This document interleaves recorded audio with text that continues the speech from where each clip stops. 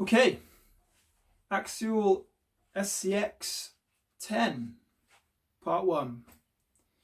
Okay, so welcome back, and yep, this episode is going to be the first build for the axial, and we're basically just going to have a look at the first parts I've bought. And I've mentioned in the last video that we've got the 2 axles, and I have also got the trailing arm links for those, so we'll have a look at those in a minute. And I just want to mention how this is going to work. Basically what I normally do is I get on the internet when I know what I want to build, and I'll look up on the site.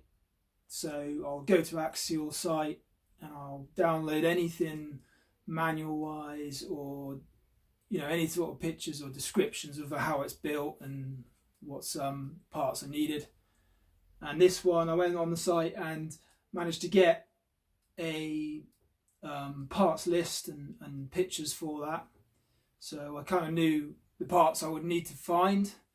And then after that I went to YouTube and looked up any videos that people have done to build it, and there are a couple out there. Usually if it's a fairly popular one, you'll find plenty of videos on how to build them, and you'll have the step-by-step guide, as they did with the HPI Baja. So this one, looked it up, and the first thing they started with, or most of them start with, is the axles. So that's why I purchased those first, and then they tend to go on to sort of suspension and frame, and yeah, go on from there, which I've kind of followed as well. So we'll get it on the table and we'll go through parts I've got and maybe try and get those links in there. It is going to be a little bit different in the way that they're very upgraded parts, so things aren't going to be quite as perfect as if you'd bought the model itself. But the model itself is a good few £100. What I've spent on this so far is probably around about sort of £60-ish, so I've not spent a lot of money, and I've got a couple of good parts for it already. And it's just the best way to do it, because if you haven't got the whole money up front, you can just do it in your little chunks and you can still get it going and get it built. Yes, it takes longer, but it means you can have it at the end, and it does mean that it's yours at the end as well, and you're not paying off chunks of money to have the vehicle before before you need to. So let's get on table and let's have a look. Okay, so yeah, sorry about the quality on my logo there, but the only way it goes on there is to sellotape it, and the other way it just won't stay on there. But let's have a look at the parts anyway. We'll start with let's get the rear one out, show you that simple design. So this was just something I found on eBay, everyone knows that. And it's a full metal axle. Obviously the original one would just be a plastic casing, and mostly plastic really, where this is your full metal alloy set. And it is, by the looks of it, pretty good conditions, pretty good solid unit. It looks pretty good. Obviously you're probably going to tell me if it's not, but by looking at it myself, it looks like a solid unit. So good upgrade, definitely a good upgrade part for me. So that's your rear one. Not much to do on this, it's all been built. I might just open up the casing just to check the greases in there properly at some point before we get it going. But it does feel like it's all been done properly, but there is some noise there, so it does need checking. So I'll put that down in a minute. I also have link arms for that. They're upgraded parts, metal shafts. They are still plastic ended, but they do feel pretty good quality parts. And so that's your 4 link arms for that. We'll get those on in a minute. So That's your rear one. And then we come to the front one.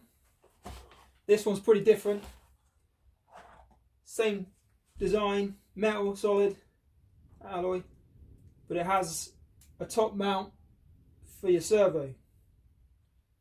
So you basically, servo goes there and it's a straight top mount, straight above the axle. Nice position for it. But yeah, again, it looks all pretty good. Solid unit. So that one comes with link arm, steering link, nice alloy piece again. Okay, and it also comes with the servo link that comes off a nice short little bar there. Instead of the long bar you'd have out here, it's a nice short piece. So move those out of the way. So you've got your steering link, your axle, and then obviously I've got the links for that as well. 2 bottom, 1 top. Nice little piece. So what we need to do now is just get all this bars and links onto the axle. The only thing I have noticed with this one, which you may have noticed, there's no panniard link. Panniard bar, there's no link for it. It may come that there's a solution to that somewhere, but at the moment it's not there, so it needs some way of solving that. So when we come to build it and put it all together, it may be that they've done something else to incorporate that. And also these, for some reason, these bottom links seem to be twice as wide, which yeah, I'm not sure on those. But I haven't built this car before, so it may be something that you can do with those.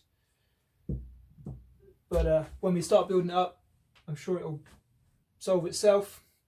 If not, there's always ways we can get around things like that without compromising the quality and the way it's supposed to be built.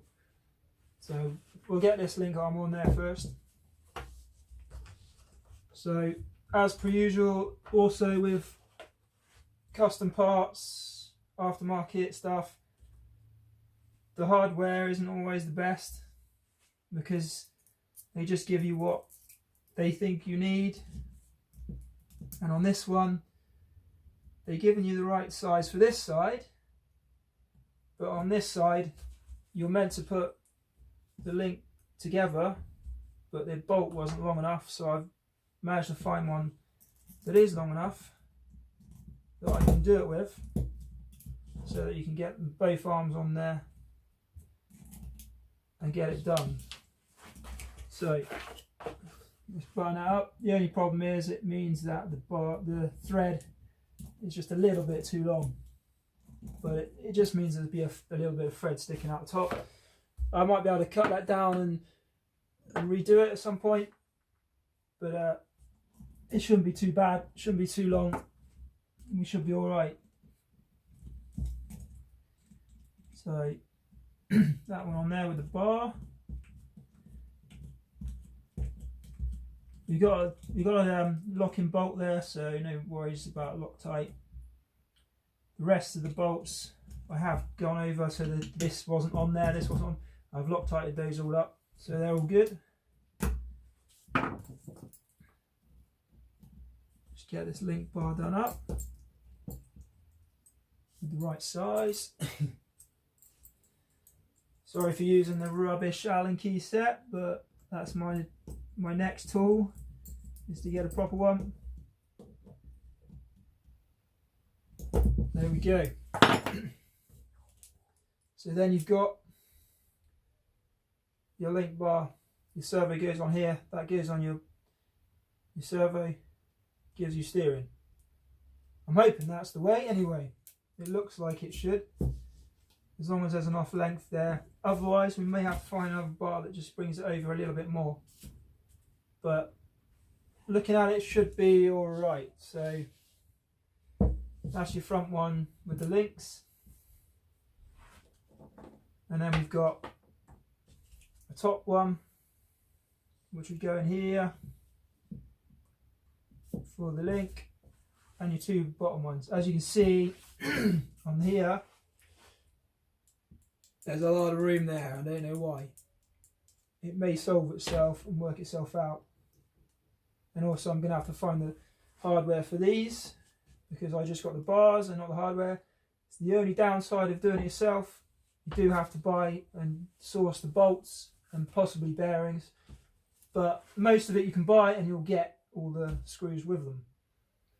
But in this case I do need to find something to get those in there with.